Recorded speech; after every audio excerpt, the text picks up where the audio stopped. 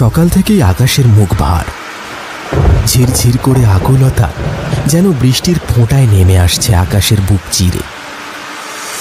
আজ বনানীর সাথে দেখা হবে কতদিন পর। স্কুল জীবনের কথা আজ বড় মনে পড়ছে ক্লাস 12-এর খুনসুটিগুলো। ক্লাস 12-এই প্রেমের প্রস্তাবটা প্রথম আসে ওর তরফ থেকে। মনে মনে ভালো লাগতো ওই পাগল হওয়ার মতো চঞ্চল মেয়েটিকে, তাই না করতে পারেনি। 12-এর পরও চলে গিয়েছিল নিউ ইয়র্ক, সেখানে থেকেই বাকি পড়াশোনা। ফেসবুক আর হোয়াটসঅ্যাপের মাধ্যমে যোগাযোগ রয়েছিল, ফোনে কথাও হতো মাঝে মাঝে। আজ প্রায় 10 বছর পর আবার তার সাথে দেখা হবে, সেই ক্লাস 12-এর স্কুলের মেন গেটের কাছে। কিন্তু এই বেয়ারা বৃষ্টিটা মনে হচ্ছে সব মাটি করে দেবে। মন খারাপ করে জানালার পাশে বসে আছি। বিকেলের মধ্যে বৃষ্টিটা ধরে গেলে খুব ভালো হয়। আলিপুর আবহাওয়া দপ্তর অবশ্য জানিয়েছে কাল সকালের আগে বৃষ্টি থামবার সম্ভাবনা নেই। কি আর করব, কাক ভেজা হয়েই রেনকোট বা ছাতা মাথায় দিয়েই বেরোতে হবে। এমন সময় মায়ের কণ্ঠস্বর শুনতে পেলাম। আরে মহাদেব যে, এতদিন পরে তো দিদির কথা মনে পড়লো। আর বলিস না দিদি, অনেকদিন ধরেই আসবো করছিলাম, কাজের চাপে আসা হচ্ছিল না। আজ এই বৃষ্টির জন্য কাজ বন্ধ আছে, তাই চলে এলাম। বেশ করেছিস, চল চল ঘরে চল। জামাটা ছাড়, ভিজে গেছে তো। সুদীপ তো ঘরেই আছে, যা তুই। ধনিয়াখালি থেকে মহাদেব মামার আগমন ঘটেছে। অনেকদিন পর মামা এই বাড়িতে এলো। ইহে ভাগ্নে, আছো কেমন? ভালো আছি গো মামা, তুমি কেমন আছো? মামি কেমন আছেন? সবাই খুব ভালো আছে, আর আমিও ভালো আছি। আর ভালো না থাকলে কি আসতে পারতাম? কিন্তু ভাগ্নে বাবু, তুমি এমন মুখ গোমরা করে আছো কেন বলো তো? কি হয়েছে বলে ফেলো তো। হে, বলতে বলতে মামা সোফাতে বসলেন। তোমরা ইয়াং বেঙ্গলরা যদি এভাবে মুখ ঝুঁকিয়ে বসে থাকো, তবে তো দেশ ঝুঁকে যায়। হে, এমনিতেই এই বেয়ারা বৃষ্টিটা সব মাটি করায় মনটা খুব খারাপ। তার উপর বনানীর সাথে এত বছর পর দেখা করার ব্যাপারটা কি যে হবে কিছুই বুঝতে পারছি না। মনে মনে ভাবলাম মামাকে ব্যাপারটা বলি। আসলে মামা, নিউ ইয়র্ক থেকে বনানী আজ দেশে ফিরছে, আর আজও আমাকে স্কুলের গেটে দেখা করার জন্য বলেছে। কিন্তু এই বৃষ্টি। ওহো, এই ব্যাপার। তা ভালো যখন বেসেছ, তখন প্রতিশ্রুতি রক্ষা করাই তো প্রকৃত ভালোবাসার ধর্ম। ঝড় বৃষ্টি যাই হয়ে যাক, যেতে তো হবেই ভাগ্নে। তবে জানো তো ভাগ্নে, তোমার এই কথাটা শুনে আমার একটা ঘটনার কথা মনে পড়ে গেল, যেটা আমার এক বন্ধুর সাথে আমাদের কলেজ জীবনে থাকাকালীন ঘটে গিয়েছিল। তাই নাকি? তাহলে তো শুনতেই হয়। মামা বলো না, কি সেই কাহিনী? এইরকম বৃষ্টি ভেজা দিনে বেশ জমে যাবে ব্যাপারটা। এমন সময় মা চায়ের ট্রে হাতে ঘরে প্রবেশ করলেন। মা বললেন, ওসব গল্প স্বল্প পরে হবে, আগে চাটা খাতো। আমি যাই, রান্না বান্নার ব্যবস্থা করি গিয়ে। ততক্ষণে বৃষ্টিটা আবার শুরু হয়েছে, তবে আগের মতোই একঘেয়ে আর ঝিরিঝিরি রূপে। আমি বেশ একটু আয়েশ করে গুছিয়ে জানালার কাছে একটি চেয়ারে বসলাম। মামা চোখ বুজে চায়ে একটা মোক্ষম চুমুক দিয়ে গল্প শুরু করলেন। তা শোন, আমার কলেজ জীবনের সবচেয়ে ঘনিষ্ঠ বন্ধু ছিল সুবিনয়। সে জাতিতে হিন্দু হয়েও নাজিমা নামে একটি মুসলিম মেয়ের প্রেমে পড়ে গেল। স্বভাবতই গ্রামের গোঁড়া হিন্দুর ছেলের প্রেমের এই ব্যাপারটি উভয় পক্ষেরই পরিবার মেনে নিতে পারল না। অনেক চেষ্টার পর ব্যর্থ হয়ে সুবিনয়কে গ্রাম ছাড়তে হয়, কারণ তা না হলে উভয়েরই পারিবারিক বিবাদ শুরু হয়ে যেত। প্রায় 10 বছর পর হঠাৎ করে সে নাজিমার একটা চিঠি পায়। চিঠি? কি লেখা ছিল তাতে? চিঠিতে লেখা ছিল নাজিমা আজও অবিবাহিত। যত যাই হয়ে যাক, সে সুবিনয়কে ছাড়া কাউকে বিয়ে করবে না। একেই বলে আসল ভালোবাসা মামা। তুমি তো দেখছি ভালোবাসার মানেটা ভালোই বোঝো। হ্যাঁ, কি যে বলো না মামা। আর কি লেখা ছিল চিঠিতে, সেটা বলো তো এবার। এরপর আর একটা লাইন লেখা ছিল যে তাদের দুজনেরই প্রিয় সেই শিউলি গাছটার কাছেই আগের মতন আজও সে সুবিনয়ের জন্য অপেক্ষা করবে। চিঠি পাওয়া মাত্রই আনন্দে আত্মহারা হয়ে সুবিনয় বেরিয়ে পড়ে নাজিমার সাথে দেখা করার জন্য।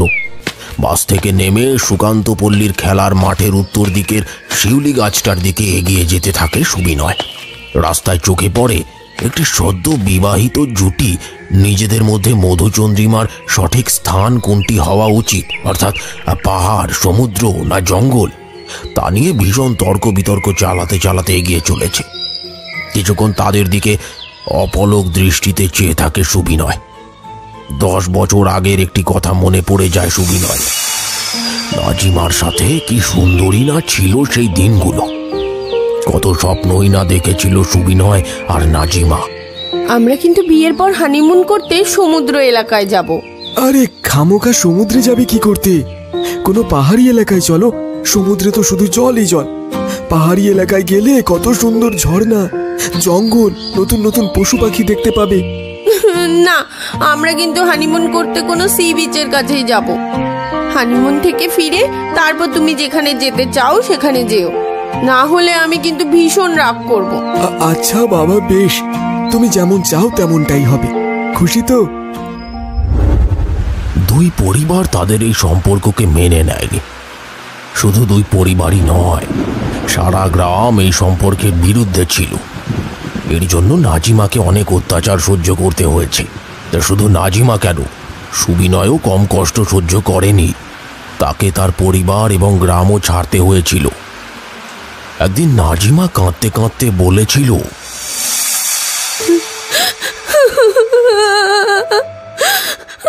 আমি পরিবারের বিরুদ্ধে যেতে পারবো না সুবিনয়। তোমাকে বিয়ে করলে ওরা তোমাকে শেষ করে দেবে, আর আমাকেও মেরে ফেলবে।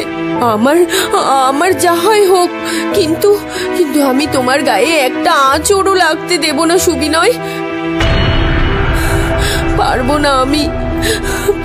না। তুমি ভালো থেকো সুবিনয়, অন্য কাউকে বিয়ে করে সুখী হও। যদি কখনো এই গ্রামে আসো তবে খবর দিও। আমি অপেক্ষা করব ওই শিউলি গাছের কাছে।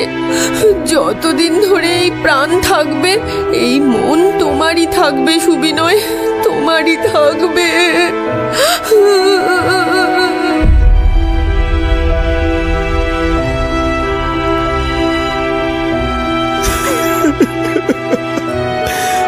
আমি তোমাকে ছাড়া থাকতে পারবো না নাজিমা, পারবো না থাকতে। যেও না, তুমি যেও না নাজিমা, নাজিমা,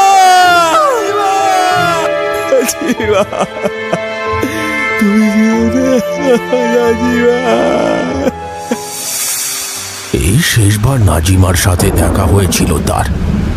সেদিনই তার গ্রাম ছেড়ে দেয় সুবিনয়। দেখতে দেখতে 10টা বছর কেটে যায়, আর হাতে আসে নাজিমার সেই চিঠি। নাজিমার চিঠি। আমার প্রাণের প্রিয় সুবিনয়, আমি এখন মুক্ত সুবিনয়। তোমার জন্য আমি এখনো অপেক্ষা করে আছি। আমি তোমার সাথে দেখা করতে চাই সুবিনয়। যত তাড়াতাড়ি সম্ভব তুমি ওই শিউলি গাছের তলায় চলে এসো। আমি ওখানেই তোমার জন্য অপেক্ষা করে আছি। এটি তোমার নাজিমা। 10 বছর পর একদিন হঠাৎ সুবিনয়ের ফোন আসে আমার কাছে। হ্যালো মহাদেব, কেমন আছিস? কে বলছেন? আমি সুবিনয় বলছি রে। আরে সুবিনয়, তুই কেমন আছিস? কি খবর রে? শুনলাম তুই এখনো বিয়ে করিসনি। আরে আর বলিস না, আজ নাজিমার চিঠি পেয়েছি রে। ও আমাকে আসতে বলছে। আসছি আমি, বাকি কথা পরে হবে। টাটা। শোন সুবিনয়, শোন। Hello hello Subinay. সুবিনয় কি বলল? নাজিমা চিঠি পাঠিয়েছে? কিন্তু এটা কি করে সম্ভব? নাজিমা তো... আমি তোর জন্য সেই থেকে অপেক্ষা করছিলাম, তোর আসার নামই নেই। আরে একটু দেরি হয়ে গেল বাবা। চল চল, নাজিমা হয়তো অপেক্ষা করে করে বোর হয়ে গেল। আজ আমি কত খুশি তুই জানিস না মহাদেব। নাজিমার সাথে দেখা করে আসি, তারপর তুই যা খেতে চাইবি তোকে আমি তাই খাওয়াবো। কিন্তু... কোনো কিন্তু নয়, তুই চল আমার সাথে। আরে যাবোটা কোথায় সেটা তো বলবি। তুই হাদা তো হাদাই রয়ে গেলি। আরে তোকে তো বললাম না, নাজিমা ওই শিউলি গাছের নিচে আমার জন্য অপেক্ষা করছে। কিন্তু নাজিমা তো অনেকদিন আগে। অনেকদিন আগে কি? হ্যাঁ, অনেকদিন আগে কি? আমি তোর কোনো কথাই শুনতে চাই না, এখন চুপ করে চল আমার সাথে।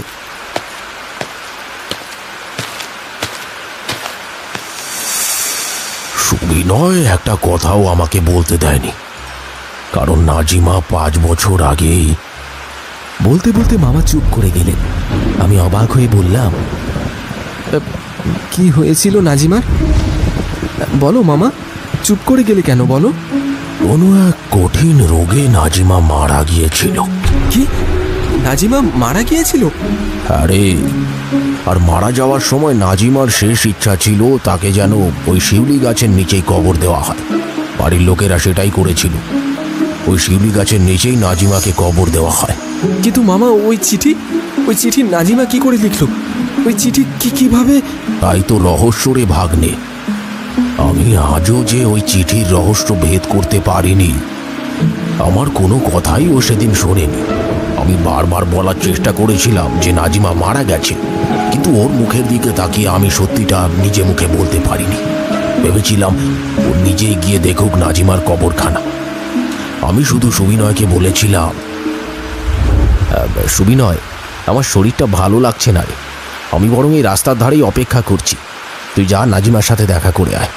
আর শোন, ওই চিঠিটা আমাকে একবার দেখাবি। আরে, এই চিঠির আর কি প্রয়োজন? এটা আর আমার লাগবে না, এই নে। সুবিনয় পকেট থেকে চিঠিটা বার করে আমার হাতে দেয় আর সেখান থেকে চলে যায়।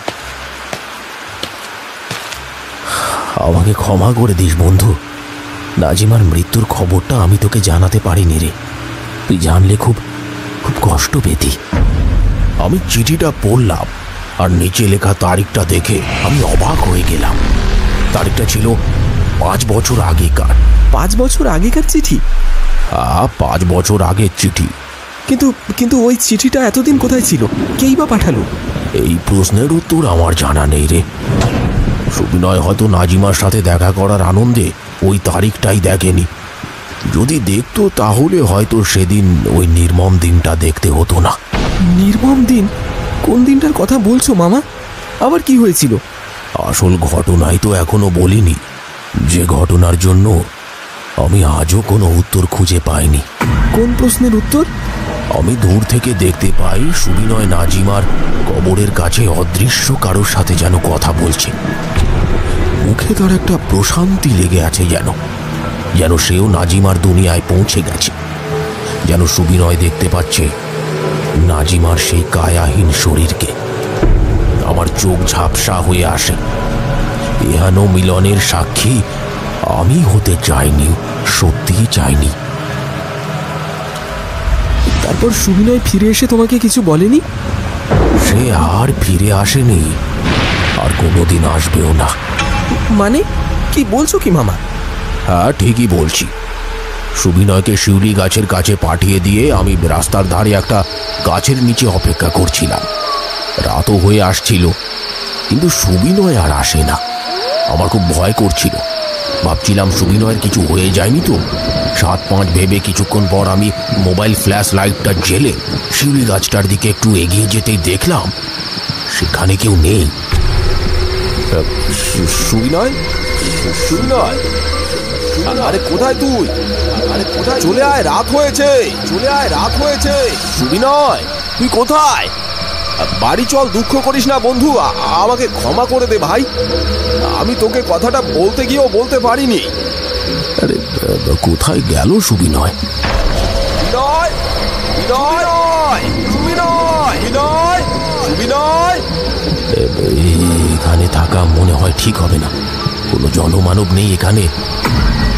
সুবিনয় হয়তো মনের দুঃখে আমাকে ভুলে রেখে একাই বাড়ি চলে গেছে। আমিও চলে যাই। বাড়ি ফেরার পথে সুকান্তপল্লী বাস স্টপেজের কিছু দূরে স্থানীয় কিছু মানুষের ভিড় দেখতে পাই। তারপর ভিড় লক্ষ্য করে একটু এগিয়ে যাই, আর গিয়ে দেখি একটা বাস রাস্তার পাশের বটগাছটাতে প্রচণ্ড জোরে ধাক্কা মেরেছে। ড্রাইভার সহ খালাসি নিহত। বাসটাতে যাত্রী বেশি ছিল না। ড্রাইভার ও খালাসি ছাড়া 15 জন যাত্রী ছিল মাত্র। তাদের মধ্যে 10 জন গুরুতর আহত আর বাকি 5 জন মারা গেছেন। ড্রাইভার ও খালাসি সহ 7 জন ঘটনাস্থলেই মারা গেছে। আহতদের হাসপাতালে নিয়ে যাওয়া হচ্ছে। পরপর 7টি মৃতদেহ স্ট্রেচারে রেখে মাটিতে শুইয়ে রাখা হয়েছে। আমি ভিড় ঠেলে একটু এগিয়ে গেলাম। এক ঝলক দেখলাম মৃতদেহগুলোকে। আরে এটা কি দেখছি আমি? কি দেখছি? আমার সারা শরীর মুহূর্তে যেন ঠান্ডা হয়ে গেল। আমি বাক শক্তি হারিয়ে একটা পাথর খণ্ডে যেন পরিণত হলাম। ড্রাইভার আর খালাসির মৃতদেহের পাশে ওটাকে মাথা পেটে ঘিলু বেরিয়ে গেছে। চোখটা যেন কুটুর থেকে ঠিকরে বেরিয়ে আসছে, তবু মুখে যেন এক টুকরো শান্তির হাসি লেগে আছে। সুবিনয়, এটা কি করে সম্ভব? তুই তো নাজিমার কাছে।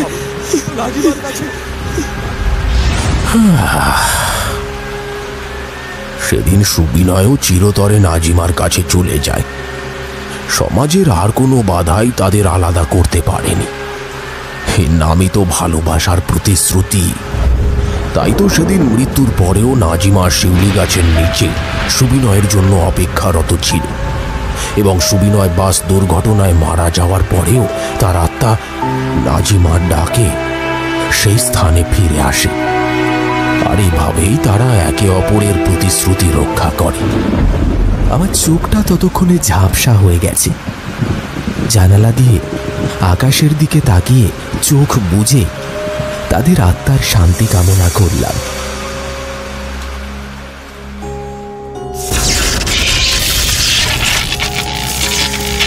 গল্পটা ভালো লাগলে লাইক, কমেন্ট, শেয়ার করে দিন। আর নতুন গল্প নোটিফিকেশন পেতে সাবস্ক্রাইবের পাশে বেল আইকনটা প্রেস করে দিন।